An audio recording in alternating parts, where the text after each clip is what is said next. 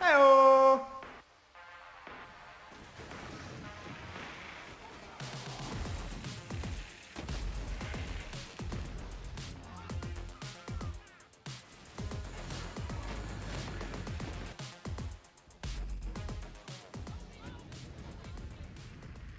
So what is going on, guys? It's Triple G here, back with another Borderlands 3 video.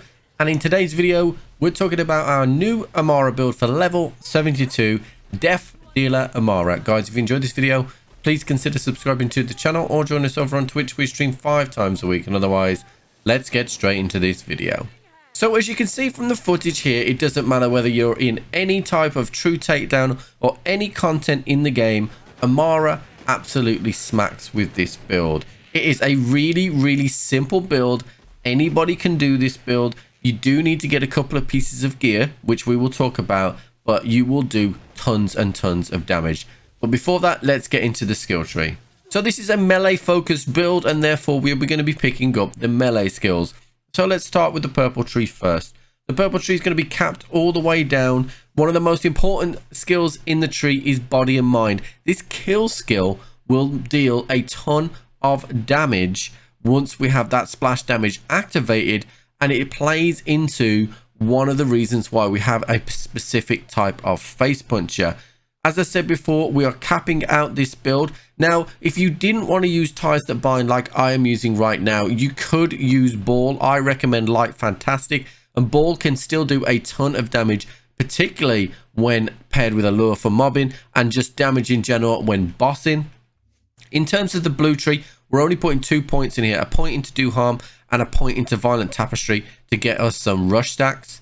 Then onto the pumpkin spice tree, and as you can see here, we're going down all the way to sustainment. We are going to be using ties that bind in my personal preference, and of course we're picking up the usual wildfire, tempest and all the other things like that. Then onto the green tree. This is where the majority of the changes from shock and thaw to Death Dealer AMARA is. We have gone all the way down to Guardian Angel. Now, Guardian Angel wasn't something that we could reach previously with Shock and Thaw AMARA, which did leave you having to get, up from Fight for Your Life. But having this as a backup is really nice for those pesky moments when you might have clipped a barrel while sliding with your static charge. Then onto the gear, and as you can see here, we only have one face puncher.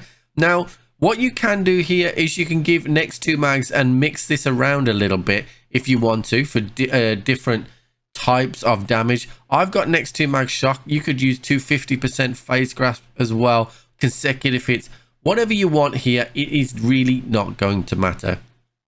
The majority of damage that we're going to be doing is through our skill tree and our melee scaling. Now, there's a big reason why we want the times 14 here. This is what you want. Ideally, the 8 mag times 14 is what you want, because each pellet is going to make a splash nova like we talked about in the purple tree. So here from our skill, body and mind, each pellet is going to do splash damage. That makes those big, beautiful novas like spike all around enemies and is critical to the build. So the first kill won't be as powerful, but a second that you've got that kill skill up, that's where all the damage comes from. Then we're going to be using a revolt here. We have our action skill back so often, it would be silly not to just pick up this free damage from the revolter. I'm still going to be using my level 65 muse. Obviously, this is a very good one from when it first came out, but feel free to, you don't need perfect rolls with this kit. You're going to do so much damage, you really don't need it. Then I have ASE radiation on my action skill, and again, feel free, doesn't matter what grenade you use, just have an ASC. Mix it up depending on what you're doing as well. I like radiation because there's barely anything that is immune to radiation in the game. Then finally, a static charge. Now, I have a snowdrift prefix. You don't need that if you don't want to. You can have whatever prefix you want, but the static charge is what's going to give us that crowd control mentality and just chain enemies from there. It's really powerful. So I have melee, action skill cooldown rate, and area of effect damage, which affects those chains. Again, guys, this is gear dependent. You do want a static charge, you do want a face puncher, but you can get away with just decent weapons like this and you will still do a ton of damage. In terms of the save file, I am going to be including a ton of other things in this save file.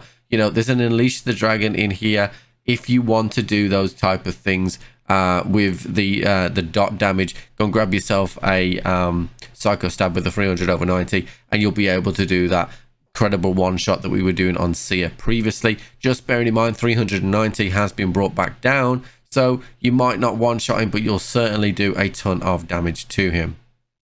In terms of the gameplay loop, it's really simple in this game, guys. Just shoot. Ties that bind, shoot. Once you've got that first kill skill up, you are absolutely fine. As soon as you've got that kill as well, it doesn't matter what you're shooting. It could be Wotan, it could be Anathema. You are going to do a ton of damage. Just make sure you keep killing ads to keep those kill skills up. Guys, that is it for today's video. If you have enjoyed this video, please consider subscribing to the channel or join us over on Twitch. We stream 5 times a week. And otherwise, I'll catch you on the flip.